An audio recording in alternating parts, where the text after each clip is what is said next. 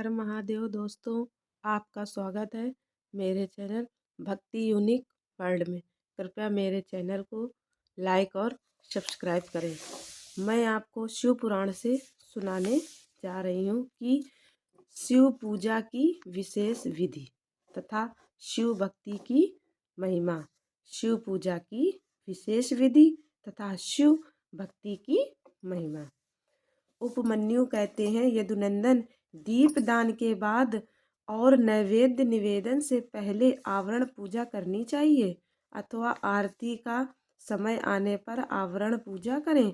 वहाँ शिव या शिवा के प्रथम आवरण में ईशान से लेकर सद्योजात पर्यंत तथा हृदय से लेकर अस्त्र पर्यंत का पूजन करें।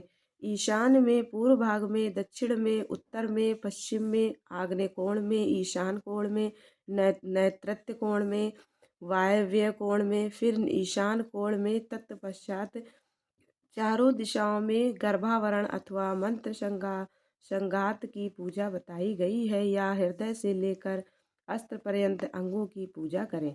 इनके ब्रह्मांग भाग में पूर्व दिशा में इंद्र का, दक्षिण दिशा में यम का, पश्चिम दिशा में वरुण का, उत्तर दिशा में कुबेर का, ईशान कोण में ईशान का, अग्नि कोण में अग्नि का, नैऋत्य कोण में नैऋत्यता, वायव्य कोण में वायु का नैऋत्य और पश्चिम के बीच में अनंत या विष्णु का तथा ईशान और पूर्व के बीच में ब्रह्मा का पूजन करें। कमल के ब्रह्म भाग में वज्र से लेकर कमल पर्यंत लोकेश्वरों के सुप्रसिद्ध आयुधों का पूर्वादि दिशाओं में क्रमशः पूजन करें।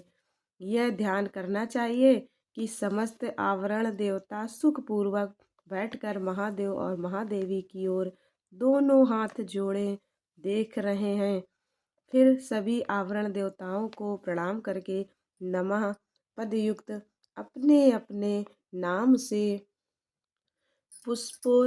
पुष्पोपचार समर्पण पूर्वक उनका क्रमशः पूजन करें। यथा इंद्राय नमः पुष्पम समर्पयामि इत्यादि। इसी तरह गर्भावरण का भी अपने आवरण संबंधी मंत्र से यजन करें। योग, ध्यान, होम, जप, ब्रह्मांड अथवा आभ्यंतर में भी देवता का पूजन करना चाहिए। इसी तरह उनके लिए पूजा 6 प्रकार हवि भी देनी चाहिए। किसी एक शुद्ध अन्न का बना हुआ मूंग मिश्रित अन्न या मूंग की खिचड़ी, खीर, दधी मिश्रित अन्न, गुड़ का बना हुआ पकवान तथा मधु से तर हुआ भोज्य पदार्थ, इनमें से एक या अनेक हविष्यों को नाना प्रकार के व्यंजनों से संयुक्त तथा गुड़ और खांड से संपन्न करके नैवेद्य के रूप में अर्पित करना चाहिए। साथ ही मक्खन और उत्तम दही परोसना चाहिए। पुआ आदि अनेक प्रकार के भक्ष्य पदार्थ और स्वादिष्ट फल देने चाहिए। लाल चंदन और पुष्प वासित अत्यंत शीतल जल अर्पित करना चाहिए। मुख शुद्धि के लिए मधुर इलायची के रस से युक्त सुपारी के टुकड़े, खैर आदि से युक्त सुनहरे रंग के पीले पान के पत्तों के बने हुए बीड़े, शिलाजीत का चूर्ण, सफ़ेद चूना जो अधिक रूखा या दूषित न हो, कपूर, कंकोल, नूतन एवं सुंदर जायफल आदि अर्पित करने चाहिए। आलेपन के लिए चंदन का मूल काष्ठ अथवा उसका चूरा, कस्तूरी, कुमकुम, मृगमदात्मक रस होने चाहिए। फूल वे ही चढ़ाने चाहिए जो सुगंधित, पवित्र और सुंदर हो। गंध रहित, उत्कट गंध वाले, दूषित, बासी तथा स्वयं ही टूटकर गिरे हुए फूल शिव के पूजन में नहीं देने चाहिए। कोमल वस्त्र ही चढ़ाने चाहिए। भूषणों में विशेषता वे ही अर्पित करने चाहिए जो सोने के बने हुए तथा विष्णुमंडल के समान चमकीले हों। ये सब वस्तुएं कपूर, गुग्गुल, अगरू और चंदन से भूषित तथा पुष्प समूहों से सुवासित होनी चाहिए। चंदन, अगरू, कपूर, सुगंधित काष्ठ तथा गुग्गुल के चूर्ण, घी और मधु से बना हुआ धूप उत्तम माना गया है। कपिला गाय के अत्यंत सुगंधित घी से प्रतिदिन जलाए गए कपूर युक्त दीप श्रेष्ठ माने गए हैं। पंचगव्य मीठा और कपिला गाय का दूध, दही एवं घी ये सब भगवान शंकर के स्नान और पान के लिए अभीष्ट है। हाथी के दांत के बने हुए भद्रासन जो सुवर्ण एवं रत्नों से जटित हैं, शिव के लिए श्रेष्ठ बताए गए हैं। उन आसनों पर विचित्र बिछावन, कोमल गद्दे और तकिए होने चाहिए।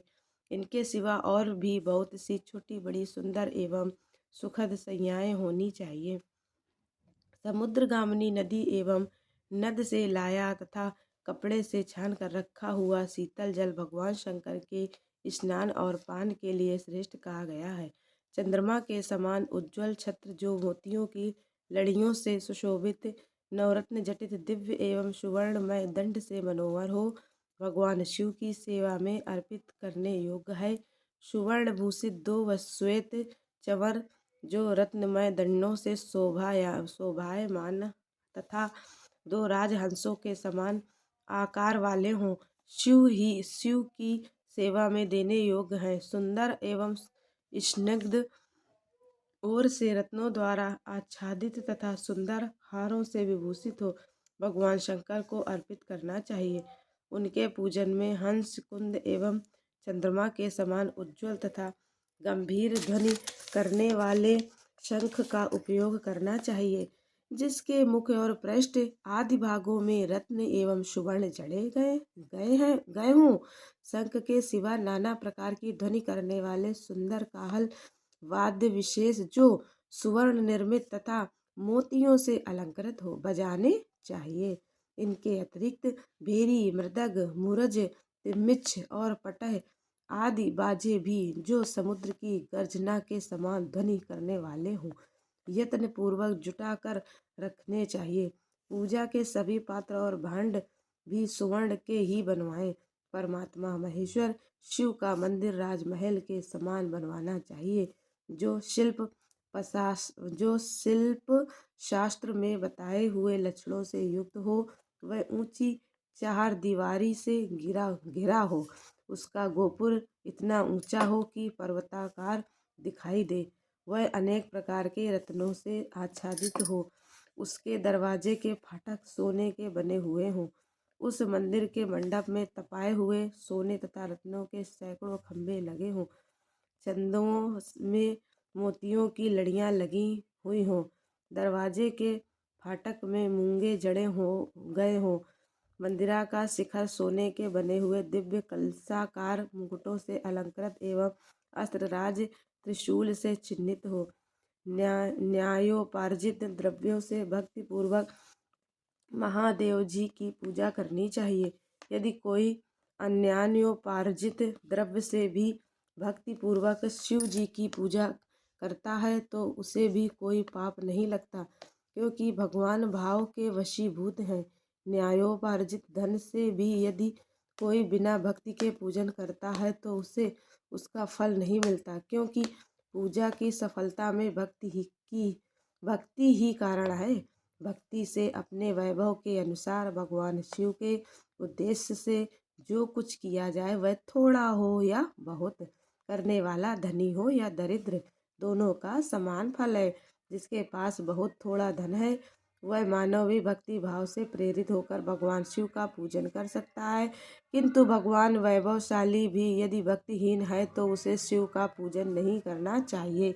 शिव के प्रति भक्तिहीन पुरुष यदि अपना सर्वस्व भी दे डाले तो उससे वह शिवाराधना के फल का भागी नहीं होता, क्योंकि आराधना में भक्ति ही कारण है। शिव के प्रति भक्ति को छोड़कर कोई अत्यंत उग्र तपस्याओं और संपूर्ण महायज्ञों से भी दिव्य शिव धाम में नहीं जा सकता।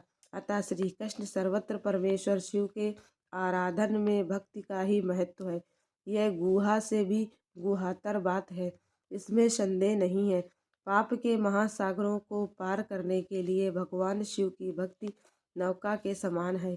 इसलिए जो भक्ति भाव से युक्त है उसे रजोगुण और तमोगुण से क्या हानि हो सकती है। श्री कृष्ण अंत्यज, अधम, मूर्ख अथवा पतित मनुष्य भी यदि भगवान शिव की शरण में चला जाए तो वह समस्त देवताओं एवं असुरों के लिए भी पूजनीय हो जाता है। अतः सर्वथा प्रयत्न करके भक्ति भाव से ही शिव की पूजा करें, क्योंकि अभक्तों को कहीं भी फल नहीं मिलता।